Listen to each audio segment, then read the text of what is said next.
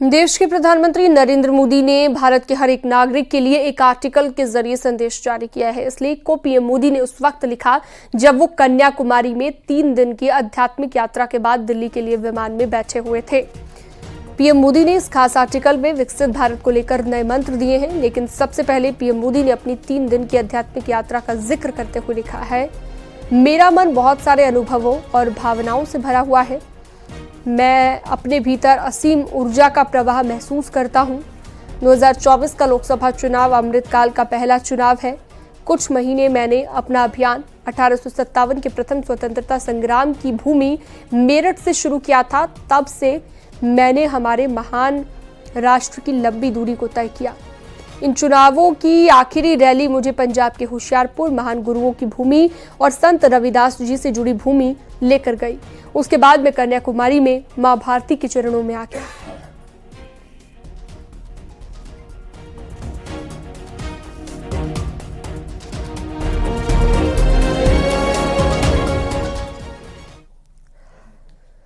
और बड़ी खबर दिल्ली से, चुनाव के नतीजों से पहले एक बड़ी बैठक, जेपी नड्डा के आवास पर बड़ी बैठक हो रही है। अमित शाह भी बैठक में शामिल हो रखे हैं। आपको बता दें कि रक्षा मंत्री राजनाथ सिंह भी यहां पर पहुंच गए हैं।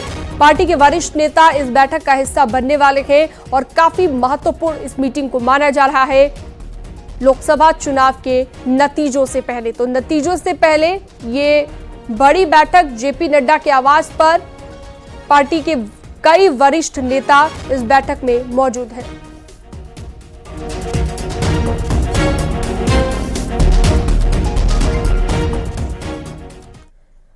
और एक बड़ी खबर, अमूल के बाद मदर डेयरी ने भी दूध के दाम बढ़ा दिए हैं। मदर डेयरी ने भी दूध की कीमत में 2 रुपए प्रति लीटर का इजाफा किया है। आज से ही अमूल ने भी 2 रुपए प्रति लीटर दाम में बढ़ोतरी की थी और अब ये बड़ी जानकारी कि मदर डेयरी ने भी 2 रुपए प्रति लीटर दूध के दाम में इजाफा कर दिया है।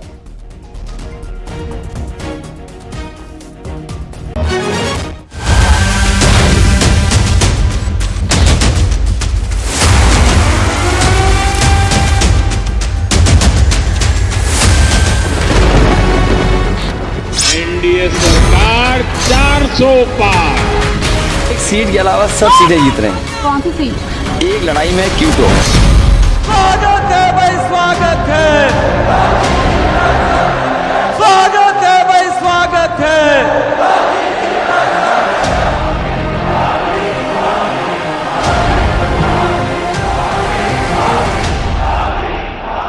तुम्हारे पास परिवार नहीं है और तुम हिंदू भी नहीं है। पिछले 24 साल से गालियां खा करके गाली प्रूफ हो गया।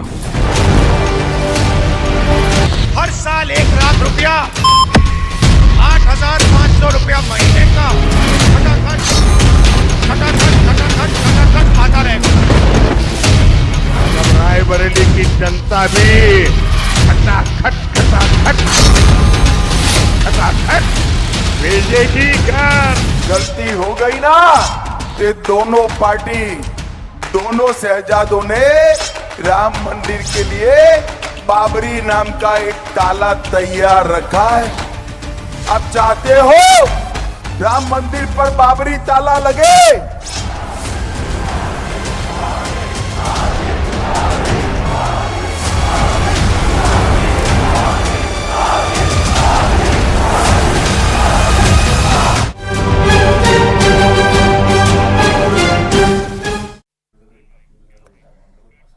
2024 का चुनावी शोर खत्म हो चुका है। अब इंतजार है तो बस 4 जून के नतीजों का। बहरहाल इस चुनाव के कई टर्निंग पॉइंट रहे जो अहम कड़ी साबित हुए। 7 फेज में जैसे जैसे चरण बदलता गया वैसे वैसे मुद्दे भी बदलते गए और सियासी बयानों ने चुनाव का रुख मोड़ दिया।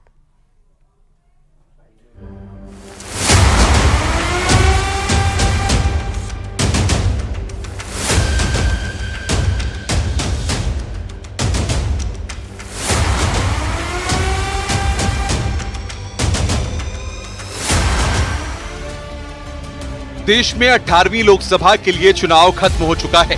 अब 4 जून को नतीजे आएंगे। 7 फेज में 28 राज्य और 8 केंद्र शासित प्रदेशों की 542 सीट पर करीब 65.14% वोटिंग हुई है। 19 अप्रैल से 4 जून तक चलने वाली ये चुनाव प्रक्रिया कुल 46 दिनों की है, जो 1952 के बाद सबसे लंबे समय तक चलने वाला चुनाव है। आपको बता दें कि 1952 में आम चुनाव कुल 4 महीने तक चला था, जबकि 1980 में सिर्फ 4 दिन में चुनाव हो गए थे। बाकी साल 2019 में 39 दिन में चुनाव पूरा हो गया था।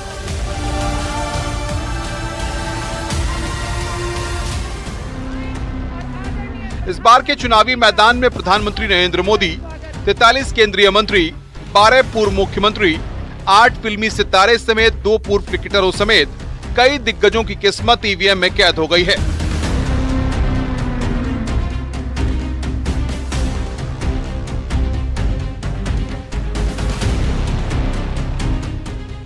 सोलह जून 2024 को 17वीं लोकसभा का कार्यकाल पूरा हो रहा है। केंद्रीय चुनाव आयोग ने कार्यकाल पूरा होने के 3 महीने पहले यानी 16 मार्च को 18वीं लोकसभा चुनाव की तारीख का ऐलान कर दिया था। इसके साथ ही आचार संहिता भी लागू हो गई थी। इस चुनाव में कुल 7 चरणों में वोटिंग हुई। पहले चरण के लिए 19 अप्रैल को मतदान कराया गया। इस दौरान 21 राज्यों की 102 सीटों पर लोगों ने अपना फैसला सुनाया, जिसमें उत्तर प्रदेश की 8 सीटें भी शामिल थीं। लोकसभा चुनाव के पहले 2 चरणों में तो सभी पार्टियों ने रोजगार, विकास जैसे तमाम मुद्दे उठाए और पीएम मोदी ने पहले चरण से ही साफ कर दिया था कि अब की बार 400 पार। एनडीए सरकार 400 पार। देश ने नतीजों का ऐलान कर दिया है। देश ने घोषणा कर दी है, अब की बार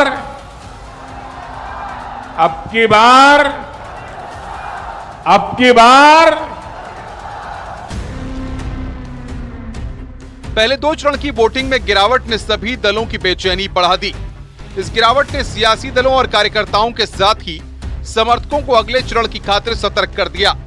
पहले चरण में धीमी वोटिंग के बाद दूसरे चरण के प्रचार के दौरान ही बीजेपी ने मंगलसूत्र की एंट्री करवा दी। इसे चुनाव का पहला टर्निंग पॉइंट माना जा सकता है। यहीं से रोजगार और शिक्षा का मुद्दा धर्म, हिंदू मुस्लिम में परिवर्तित हो गया।